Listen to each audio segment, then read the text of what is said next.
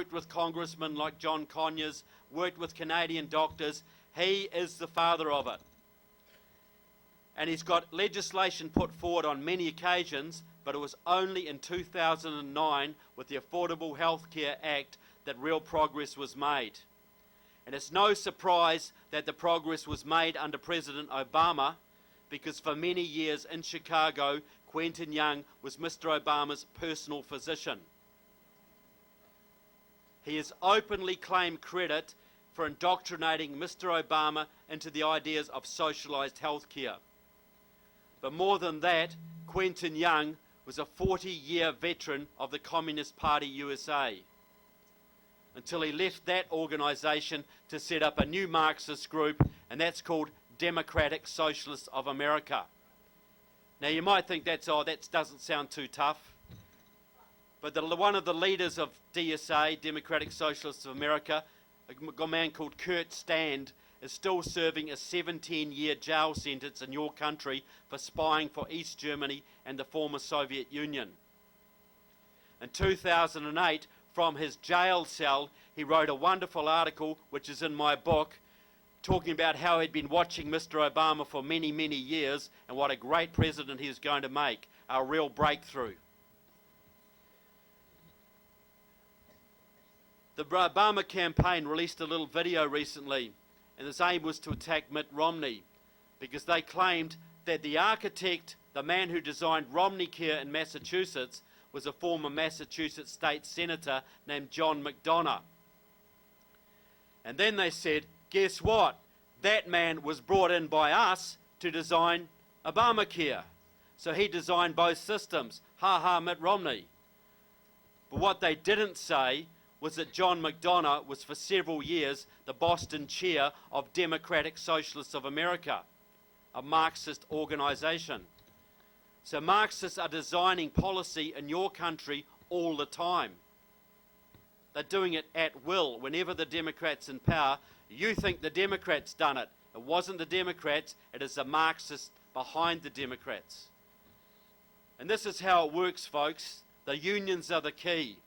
Because since 1995, when John Sweeney became president of the AFL-CIO, a member of Democratic Socialists of America, given the Presidential Medal of Freedom by Obama a couple of years ago, he let the communists back in.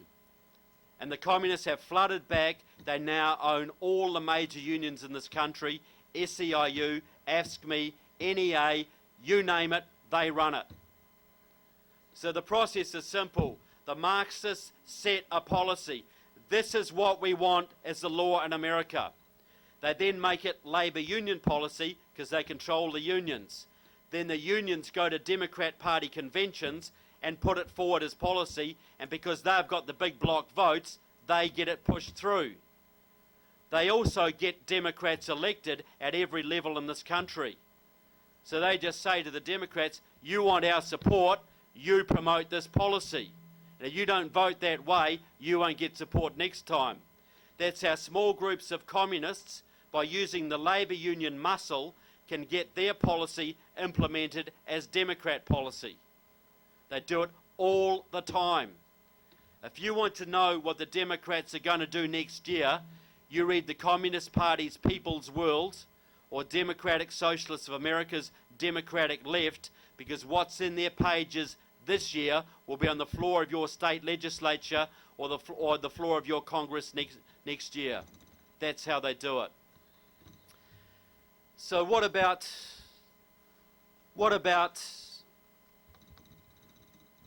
a lot of people say to me, they say, Mr. Obama made a great movement. But I say the opposite. I say that Barack Obama was made by a movement made him. Exactly.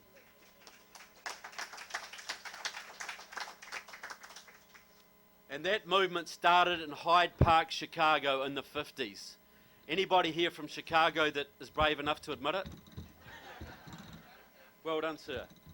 Okay, well you might know some of the names they're going to bring up. Well done, ma'am. It's a great city, I love it, but it's just the government, okay? A bit like here. So, down in South Chicago, that's a pretty bleak industrial area. It's pretty poor, it's pretty bleak. But there's a little green oasis in there called Hyde Park. And that's the area around the University of Chicago. It's very nice, very rich, and it's full of progressives and socialists. Absolutely full of them. But in the 1950s, the communists and the socialists in Hyde Park decided they wanted to take out the daily Democratic machine, the corrupt, gangster-run Democratic Party machine which ran Chicago for decades. So this was communist Democrats versus gangster Democrats. Okay?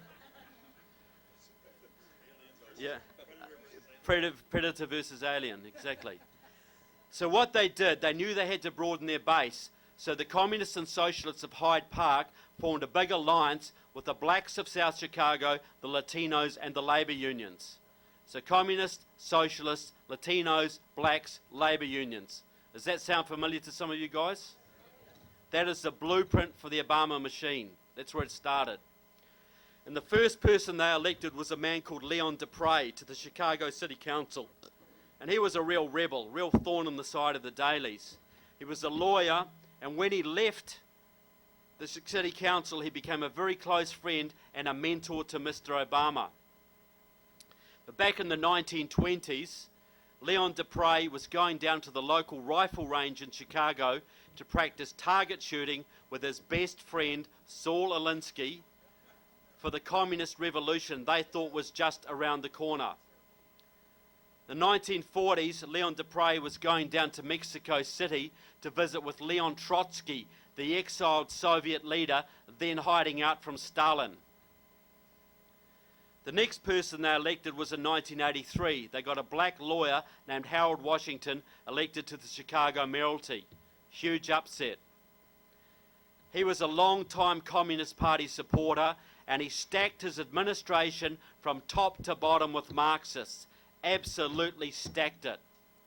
But he died in '87, and the Daily Machine reconquered Chicago. In 1992, they elected a woman called Carol Moseley Brown to the US Senate from Illinois. Few eyes rolling at that name. Long-time Communist Party fronter, almost certainly a secret Communist Party member. Very corrupt, only lasted one term. And then President Clinton made her a representative of your country. He made her an ambassador. And guess where he sent her?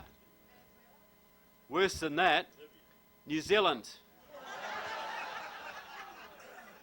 We got a corrupt Chicago Communist Party sympathiser as our representative from your country. Thank you, Mr. Clinton.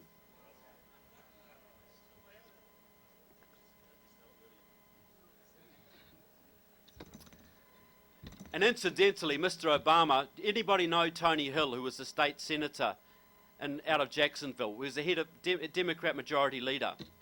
Long-time Communist Party supporter. Long time. Mr. Obama almost appointed him ambassador to Bermuda in 2009. Didn't quite do it, but he was on the way there. But anyway, the next person they elected was, of course, Mr. Obama himself in 1996 to the Illinois State Senate, though there is a story there. Then in 2004, they got him elected to the US Senate. Then in 2008, by using their networks nationwide, they got him into the White House. And Mr. Obama knows exactly who put him into power, and he is fulfilling their agenda every day of his term of office. So why is Mr. Obama so keen to work with the old Marxists, the people we thought had all shriveled up and gone away to die? Well, really, that's his life. That's all he has ever known. He has only ever worked with Marxists his entire career. That's his friends. He was born into the church, so to speak. And the Marxists call their party, they call it the church. I'm going to a church meeting tomorrow night. It means a Communist Party meeting.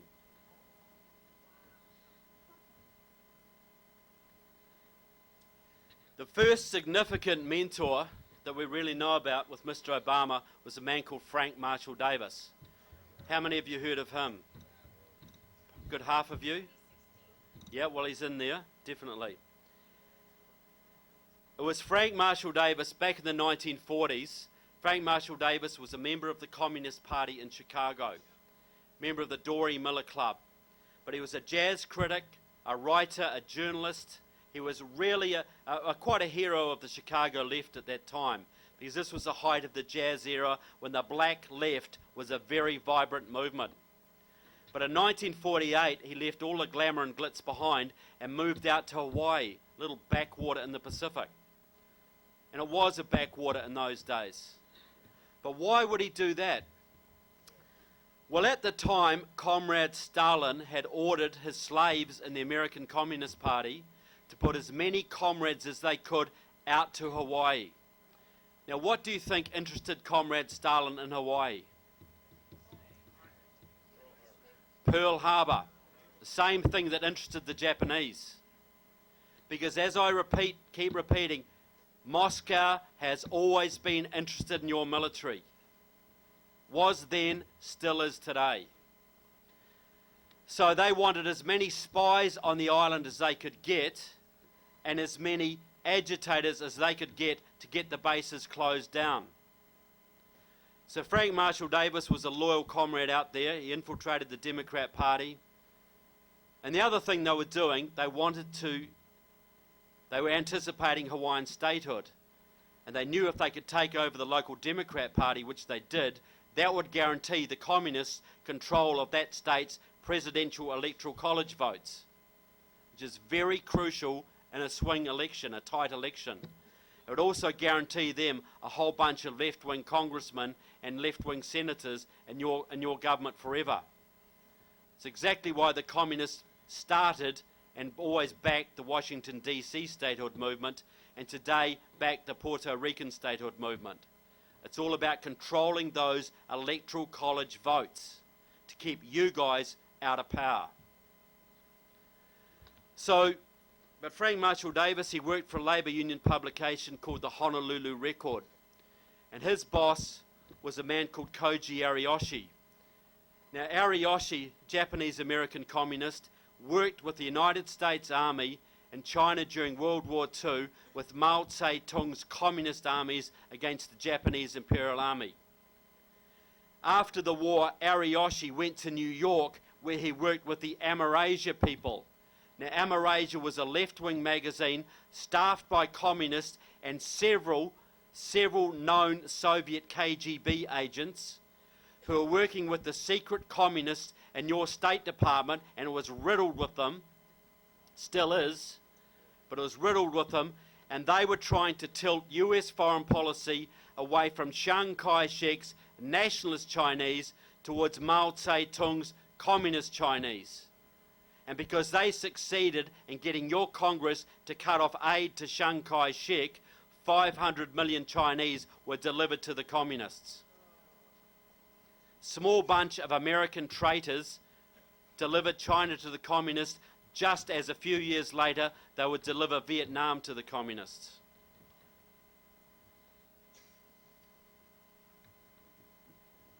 So Frank Marshall Davis, he had a bit of a hobby in Hawaii, and the FBI, who watched him for 19 years and put together a 600-page file on the man, were a bit concerned because they got reports that he was often seen photographing beaches all over Hawaii with a camera with telescopic lenses. And I think they suspected military espionage because they put Mr. Davis on Security Index A, reserved for only the most dangerous communists. It meant that if war had ever broken out with the Soviet Union, Frank Marshall Davis could have been arrested that very day. That's what the FBI thought of Mr. Davis. So about 1970, young Barack Obama comes back from Indonesia to Hawaii to go to high school.